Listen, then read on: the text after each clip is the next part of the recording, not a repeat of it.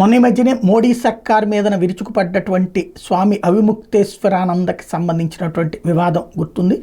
అంతకుముందు అయోధ్య కాశీ విషయాల్లో కూడా ఆయన వివాదాలు సృష్టించారు. ఆయనకి మోడీ మీదన తీవ్రమైనటువంటి కోపం ఉంది అన్నటువంటిది కూడా. అయితే అసలు ఎందుకు ఆయన ఆ కోపంతో ఉన్నారు అంటే, ఆయనకి పీఠాధిపతిగా యాక్సెప్ట్ చేయకుండా కోర్టు స్టే ఇచ్చింది.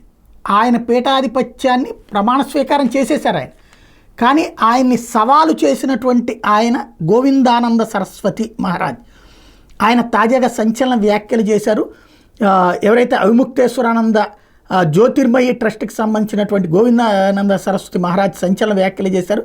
అవిముక్తేశ్వరానంద ఒక నకిలీ బాబా అంటూ కాంగ్రెస్ పార్టీ అందుకే వత్తాసుగా ఉంది, ఇక్కడ హిందువుల్లో చీలిక తెచ్చేటటువంటి ప్రయత్నం చేస్తోంది అంటూ సుప్రీంకోర్టు ఇచ్చినటువంటి ఆర్డర్, ఏదైతే ఆయన ఆశ్రమానికి హెడ్గా ఇచ్చినటువంటి ఆర్డర్ ఏదైతే ఉందో దాన్ని ఇప్పుడు ఆయన తెర మీదకి తీసుకొచ్చారు.